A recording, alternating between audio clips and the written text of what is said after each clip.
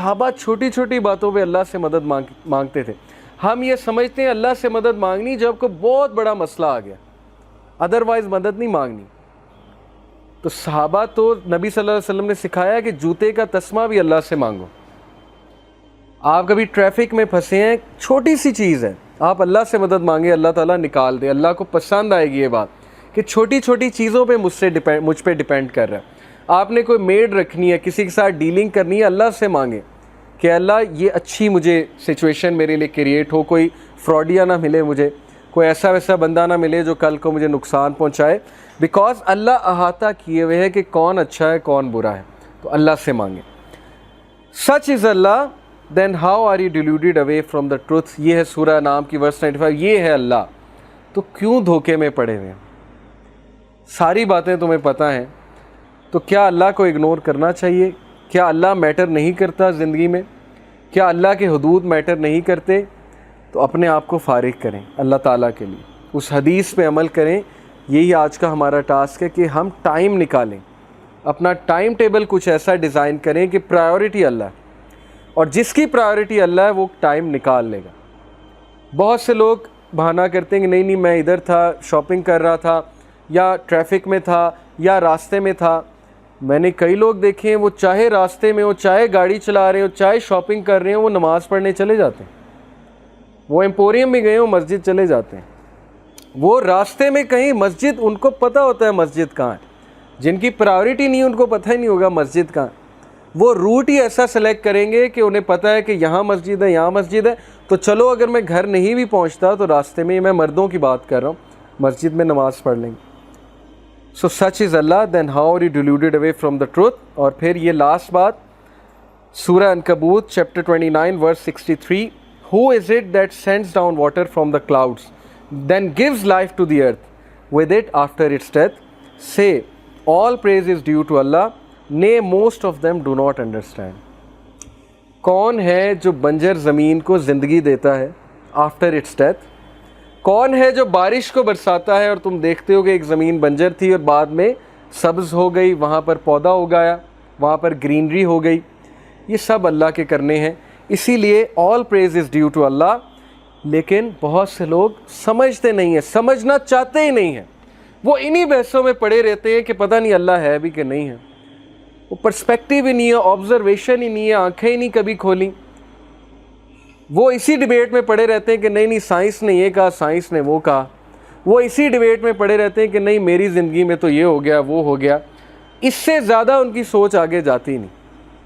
بڑے پرسپیکٹیو کو کبھی سمجھتے ہی نہیں ہے کہ پین کیوں نیسیسری ہے, زندگی میں مشکلات کیوں آتی ہیں, اللہ تعالیٰ نے کیوں یہ چیزیں الاؤ کی ہوئی ہیں. یہ چیزیں علم سے کلیئر ہوتی ہیں, لیکن علم ہم نے حاصل نہیں کرنا, قرآن ہم نے نہیں پڑھنا, اور بیٹھ کے ہم نے جو ہے یہی سوچتے رہنا ہے کہ بس زندگی ایسے کیوں جا رہی ہے.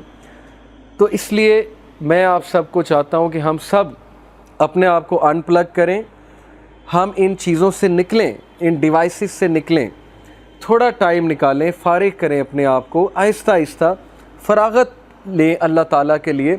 مسجد جایا کریں, وہاں بیٹھا کریں, اللہ تعالیٰ ہمارے کام نپٹا دے گا. گھریلو معاملہ ہے, گھریلو پریشانی ہے, میاں بیوی کا جھگڑا ہے. امام شافعی کہا کرتے تھے نا کہ جب میری وائف سے کوئی تکرار ہوتی ہے تو میں سمجھ جاتا ہوں میرے تقوی میں کمی آئی, میں سمجھ جاتا ہوں اللہ سے میرا تعلق خراب ہو رہا ہے. اوکے, یہ ریمائنڈرز ہوتے ہیں کہ اس سورس کی طرف جاؤ تاکہ تمہاری زندگی سیٹ ہو. اللہ تعالیٰ سیٹ کرنے والی ذات ہے, اور یہ کوئی اس لیے نہیں کہ اللہ ایگوئسٹک ہے. اللہ تعالیٰ اگر چاہتے نہ آپ کو یہ پنشمنٹس دیتے, نہ آپ کی لائف میں مشکلات آتی. کچھ لوگ سمجھتے ہیں کہ کیا یہ ایگو ہے کہ کیوں اللہ تعالیٰ ایسے کیوں کرتے ہیں. اٹ از جسٹ لائک کویسچننگ کہ یہ ٹیچر ایسے کیوں کرتا ہے, یہ ماں باپ میرے ہر وقت میرے پیچھے پڑے رہتے ہیں, میری ڈیوائسز لے لیتے ہیں, اور ماں باپ جو ہے میرے پہ کچھ ریسٹرکشنز لگاتے ہیں. کیوں؟ صاف ظاہر ہے کیوں, آپ کی بہتری کے لیے سے. اس لیے میں اللہ سے دعا کرتا ہوں کہ اللہ تعالیٰ ہمیں اپنے ساتھ وفادار بنا دیں اور ہم فراغت نکالیں اللہ تعالیٰ کے لیے. اور یہی وہ ہستی ہے جو سب سے زیادہ زندگی میں میٹر کرتی ہے. All things start from here. اگر اللہ کو ترجیح دیں گے ساری چیزیں ٹھیک ہو جائیں گی.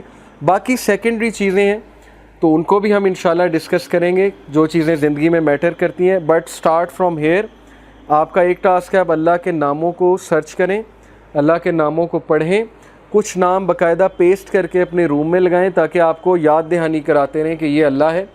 اور قرآن مجید کا بھی مطالعہ کریں, اور سب سے بڑی بات فراغت نکالیں, اپنا اسکرین ٹائم کم کریں, اپنی پرائیورٹی اللہ کو رکھیں, باقی چیزوں کو سیکنڈری رکھیں, چاہے آپ کو نقصان بھی بیئر کرنا پڑے, چاہے لوگ آپ کو چھوڑ دیں, آپ کی کمپنی آپ کو زچ کرے, آپ کی کمپنی آپ کو ٹونٹ کرے کہ یہ دیکھو مولوی ہو گیا, یہ دیکھو بہت بڑی مولون ہو گئی, نمازیں پڑھنے لگ گیا ہے, نمازیں پڑھتی ہے وغیرہ وغیرہ, یا آپ کو آپ کا پاس یاد دلائے کہ پہلے تو تم ایسے کرتے تھے اب اچانک ایسے ہو گئے ہو, تو اللہ سب کچھ ٹھیک کر دے گا. یہ ہم نے اپنی لائف میں وٹنس کیا ہے. جب دین کی طرف آئے, جب وہ ششکے چھوڑ دیے جو پہلے کیا کرتے تھے, تو لوگ دور ہوئے ایک دم سے. لوگ نے کہا یہ تو بورنگ ہو گیا, پہلے تو یہ بہت فنی ہوتے تھے, لیکن دین میں آنے کا یہ مطلب نہیں آپ فن چھوڑ دیں. یہ بھی ایک مسکنسیپشن ہے.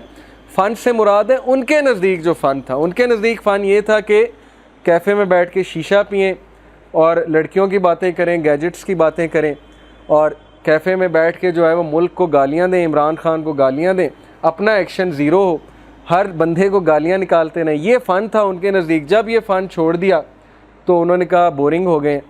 لیکن وہی لوگ آج عزت کرتے ہیں الحمدللہ. وہی لوگ جب بھی کوئی دینی بات ہو, جب بھی کوئی ڈسکشن ہو, اب وہی لوگ کانٹیکٹ کرتے ہیں. یہ میں آپ سب کی بھی بات کر رہا ہوں, آپ نے بھی یہ دیکھا ہوگا کہ اللہ عزت دیتا ہے. اس لیے ان چیزوں سے مت گھبرائیں, اللہ کے لیے ٹائم نکالیں. جزاک اللہ خیر فار بینگ ہیئر ٹوڈے. انشاءاللہ نیکسٹ ویک ہم مزید تھنگز دیٹ میٹر پہ بات کریں گے. اللہ تعالیٰ ہم سے قبول فرمائے, ہمیں باعمل بنائے. سبحانک اللہم و بحمدک اشہد ان لا الہ الا انت استغفرک و اتوب الیک. جزاکم اللہ خیر. والسلام علیکم ورحمۃ اللہ وبرکاتہ.